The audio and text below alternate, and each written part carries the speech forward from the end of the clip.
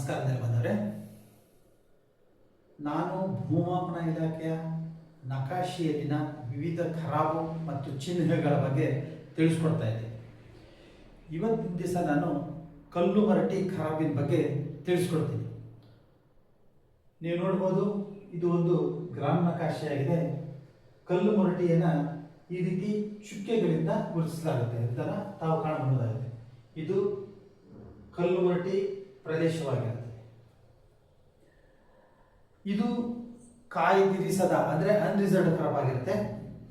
ಭೂಮಾಪನ ಸಮಯದಲ್ಲಿ ಕಲ್ಲು ಮರಟಿ ಪ್ರದೇಶದ ಉದ್ದ ಮತ್ತು ಅಗಲಗಳನ್ನು ಗುರುತಿಸಿ ವಿಸ್ತೀರ್ಣವನ್ನು ಕಂಡುಹಿಡಿದು ಈ ದಾಖಲೆ ಮಾಡಲಾಗಿದೆ. ಈ ಪ್ರದೇಶಕ್ಕೆ ಕಂದಾಯ ಇರೋದಿಲ್ಲ. ಈ ಖರಾಬಿನಲ್ಲಿರುವಂಥ ಕಲ್ಲು ಬಹಳ ಮೃದುವಾಗಿರುತ್ತೆ.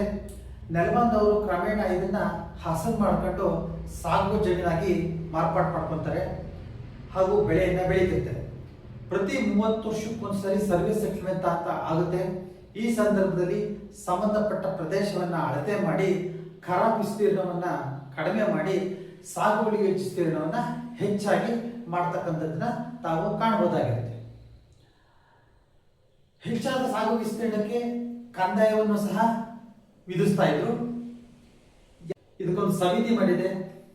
ಯಾವುದೇ ಖರಾಬನ್ನ ಭೂ ಪರಿವರ್ತನೆ ಮಾಡಬೇಕು ಸಂದರ್ಭದಲ್ಲಿ ಅದನ್ನ ಸ್ಥಳ ಪರಿಶೀಲನೆ ಮಾಡಿ ಇದು ಖರಾಬೆ ಅನ್ನೋದನ್ನ ನಿರ್ಧಾರ ಮಾಡುತ್ತೆ. ನಂತರ ಸಂಬಂಧಪಟ್ಟಂತ ಕಿಮ್ಮತ್ತನ್ನ ಪಾವತಿಸಿಕೊಂಡ ನಂತರ ಈ ಪ್ರದೇಶದೊಂದಿಗೆ ಈ ಸಾಗು ಪ್ರದೇಶದೊಂದಿಗೆ ಈ ಖರಾಬ್ ಪ್ರದೇಶಕ್ಕೆ ಕಿಮ್ಮತ್ತನ್ನು ಕಟ್ಟಿ ಭೂಮಿ ಪರಿವರ್ತನೆ ಮಾಡಿಕೊಳ್ಳಲು ಅವಕಾಶವನ್ನ ಕಲ್ಪಿಸಲಾಗಿದೆ.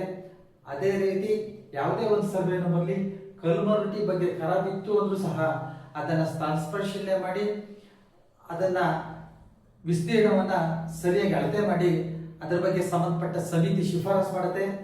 ಅದರ ಪ್ರಕಾರ ಕಿಮ್ಮತ್ತನ್ನು ಕಟ್ಟಿಸಿಕೊಂಡು ಹಾಗೂ ಭೂ ಪರಿವರ್ತನಾ ಶುಲ್ಕವನ್ನು ಕಟ್ಟಿಸಿಕೊಂಡು ಭೂ ಪರಿವರ್ತನೆಯನ್ನು ಭೂ ಕಂದಾಯ ಅಧಿನಿಯಮ 1964 ಪ್ರಕಾರ ಮಾಡಲಿಕ್ಕೆ ಅವಕಾಶವನ್ನ ಕಲ್ಪಿಸಲಾಗಿದೆ.